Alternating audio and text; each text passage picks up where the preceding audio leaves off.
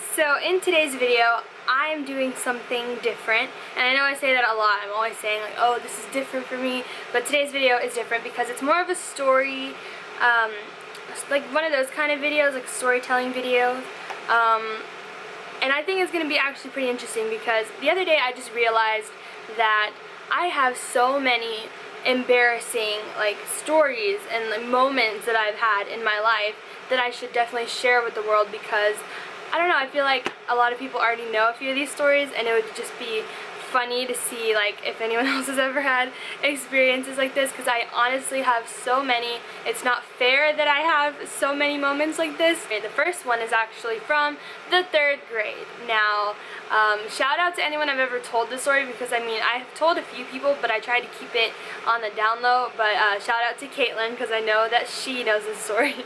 But I was in the 3rd grade, and I remember sitting in reading class or whatever, and I really don't know what we were talking about in English for us to bring this up. Just remember my teacher asking if any of us knew what BC stood for. And I remember being absolutely elated at the fact that she was asking this question, because the day before I had watched something that taught me what BC meant. Now, I know what you're thinking, like, how is this embarrassing?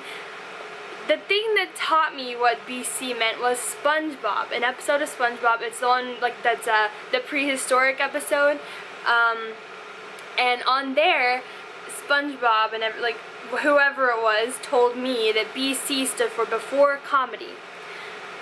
Now this story could be so much more embarrassing, but I'm just gonna continue to tell you. So whenever she asked, you know, like, class, who can tell me what BC means? I was like throwing my hands up in the air. I was like jumping up and down. I was so anxious to answer this because I was like, this is crazy. Like, I just learned what it meant last night. And so I was like jumping up and down. I was freaking out. I was like, she has to call on me. And I guess like it's the fact that I was being over like dramatic and annoying about it that's why she did not call on me. But she called on someone else, and the girl answered before Christ. And I took a deep breath and I looked around the room. I was like, is that right? And then she, like, my teacher was like, oh yes, good job, like that's what it means. And I was just like, wow, what if I would have told the entire class that I thought it meant before comedy? Honestly, I guess that it could have been a lot more embarrassing if that actually happened, but it was really crazy. And after that I was like, I can't trust SpongeBob anymore. Like, that was a close call. So that was my first embarrassing story. The next one definitely tops that. The next one's going to be probably the highlight of this video, because it's honestly just the most embarrassing, and just like thinking about it makes me like cringe and just wish I could have changed that entire experience, because now this is just all my family talks about. Like, my sister the other day just randomly brought it up and started laughing in the car, and there's a simple quote that goes along with it, and you'll hear that in just a little while. But I guess I should just proceed to tell you guys the story. So it's Christmas time. It's like the day before Christmas Eve. You're just like, man, like, we need to get in the Christmas spirit a little more. Like, tomorrow's already Christmas Eve and it's already like going by so fast. Like, we should go do something Christmassy. So we looked up online like good places to go for Christmas lights or whatever. I think that my parents already knew a place, so whatever. I really don't remember the little details. We got ready, we got in the car, and I was like, I'm going to take some really good pictures. It's going to be really simple and fun. Like, we're just going to drive through and see all the lights. I thought it was going to be something super simple like that. So we get ready, we go, we're driving there, and there's a huge line of cars to get into, because it's like someone's like house in their driveway, and they have like a big driveway, and you just kind of drive through and see all the lights that they've set up, and it's really cool. Like, maybe I'll insert some pictures here or something so that you guys can like see what I'm talking about. It's really pretty. They have like palm tree lights and like a waterfall, and they have like all kinds of Disney characters, and it's really cool. And it wasn't the first time I had been, it's just like the first time since I was a kid, so I was really excited, and I didn't remember like a lot of the stuff from it, so I was just like, wow, this is awesome. Definitely getting me in the Christmas spirit, and everyone was just really excited. So we waited for a long time, and we were like, maybe we should just head out, because there's a long line of cars, and it's going to take a while, but we ended up staying through the whole thing, and that's fine, whatever. But, okay, so whenever you're driving into the driveway, like I'm on the very right side of the car, when my window rolls down, the people who are standing there to greet you are on my side. So when we're there, like we get greeted by this elf. Like when we're first driving into it, there's an elf there who's greeting everyone. And he's probably a man in his early 50s, I would say. And he is super wide-eyed and very ecstatic about the entire thing. And I can't really remember, I think every sentence he said like rhymed, so it was kind of like, whoa. And I mean, like if I was a kid, I probably would have really enjoyed it, but at first I was like, because I was right here, I was in the right side of the car, and he was like poking his head in our window, in my window, so I was just like, hi, like Merry Christmas. And it was really weird because I was just like on my own, and my parents were just kind of like, you know, like, oh, okay. Okay, that was over. Done talking to the elf.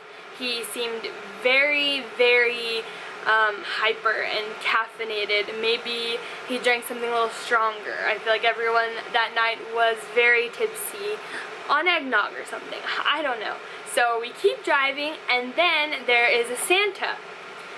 And he also looks pretty up there, maybe a little older than the elf guy, so he's probably like in his mid-60s, maybe late 60s, I really don't know.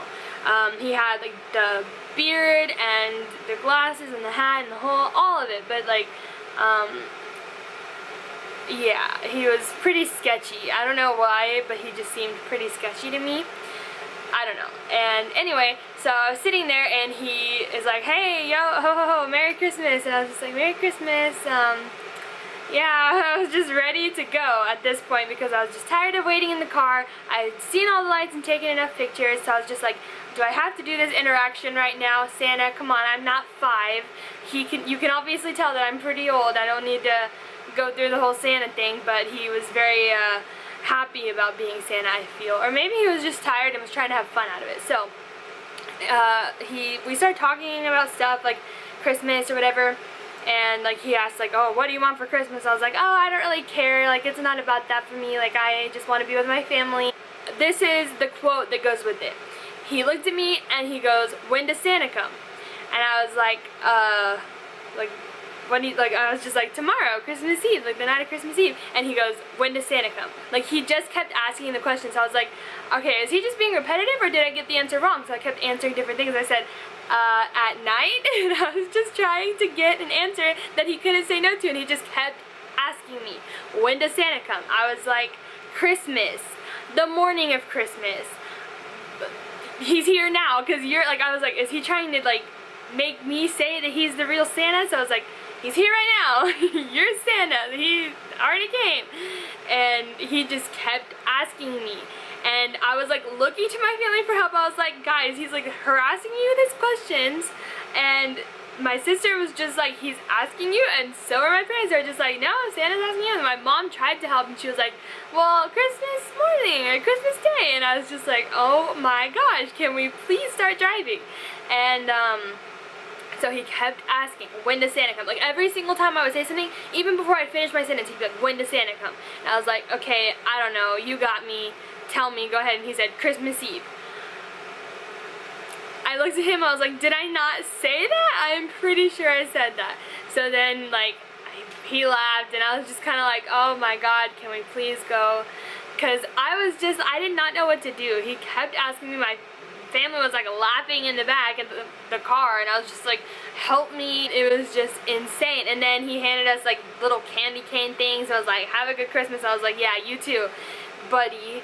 So then we left, and they could not stop laughing, and they kept asking. And then, like, the part that's even worse about this embarrassing story is that I never ever will hear the end of it. Every single time, like at least in the following week, every now and then, like my dad would be like, Raina, I'd be like, what? He'd be like, when does Santa come? And that was just, I wish I could explain just how awkward it was, because I am a 16-year-old girl. He didn't need to go through the whole charade with me. Like, I don't need a fake Santa to just, like, I don't know. It was just really crazy, and I will not be going back there. It was really beautiful, the lights and all, but I do not want to come across that Santa again. He was very, very something, I'll tell you that. Santa is a crazy guy.